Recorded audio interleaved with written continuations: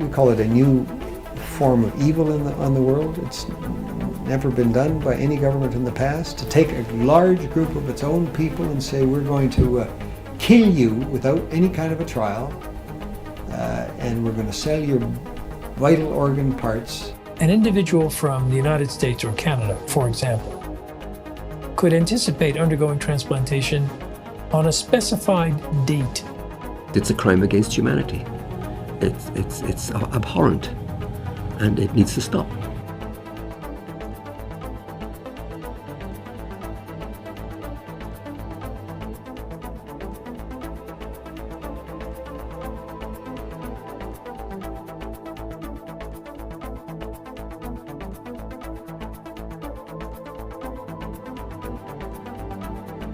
If you're going to go to China and you're going to get a liver transplant during the 3 weeks you are there, then that means someone is going to go schedule an execution, blood type and tissue type the potential executee, and have them ready to go before you need to leave.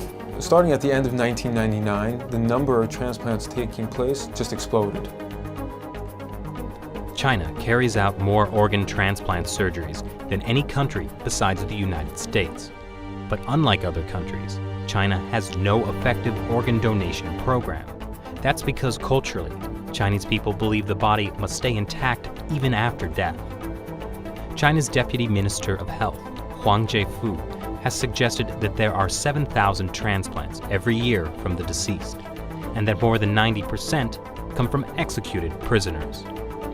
The number of criminal executions in China is classified as a state secret, but Amnesty International's estimate is about 1,700. The numbers just didn't add up. There's just too large of a discrepancy there. With only 1,700 executed criminals and no effective donation system, where do the rest of the organs come from?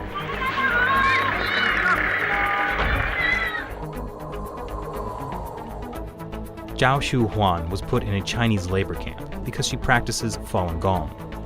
我每到一个劳教所，他都会要我们检查身体，给我们抽血验血。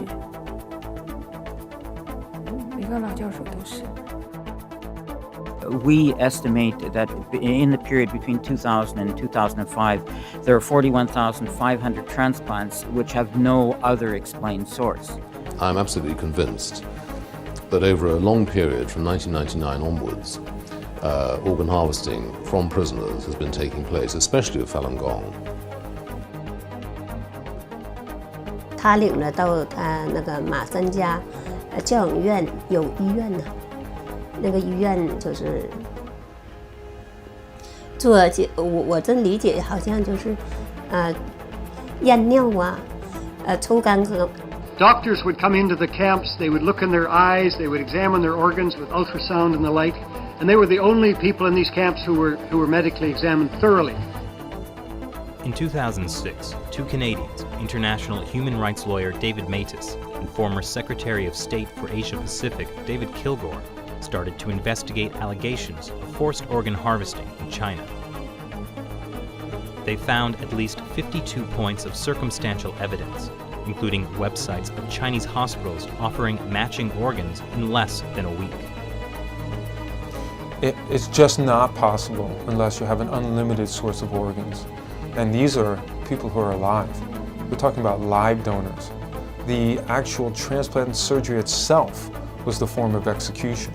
These were living people that were killed for their organs.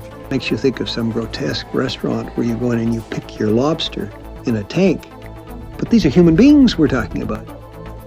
The military's making money off of it. The hospitals are making money off of it. The middlemen are making money off of it. And we talk about money. We're talking about a multi-million-dollar operation.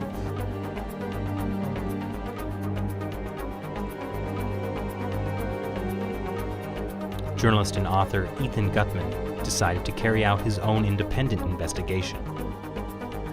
We had witnesses of disappearances, people who'd been examined and then had disappeared, busloads, entire prison wards which had been emptied out. The signs began to look like something much, much bigger.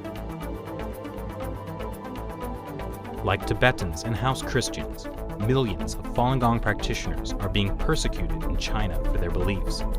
In 1999, Communist Party leader Jiang Zemin issued orders to break them financially, ruin their reputations, and destroy them physically. Since then, thousands of Falun Gong practitioners have disappeared without a trace. What happened to the disappeared?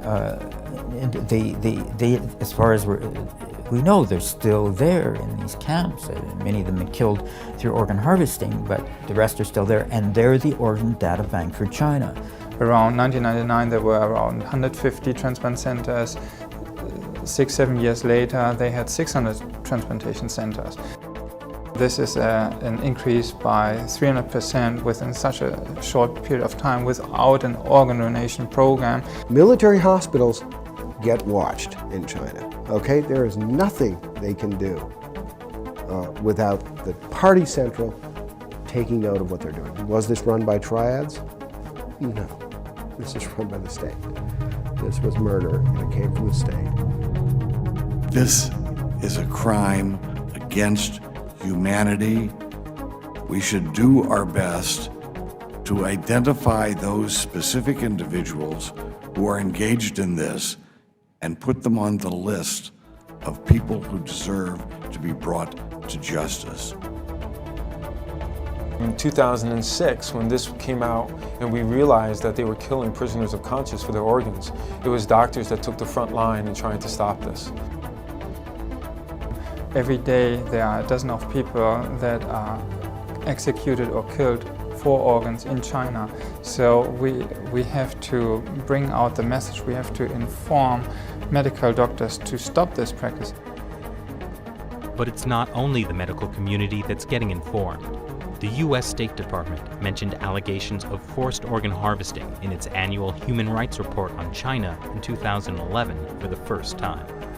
On October 3rd, 106 U.S. congressional representatives signed this bipartisan Dear Colleague letter to the State Department, demanding they reveal information on organ harvesting that they may have obtained from their sources in China. This barbaric human rights abuse must be stopped. To stop it, we first have to further expose it. And with even more petitions circulating online, the issue is starting to get worldwide attention. But more needs to be done.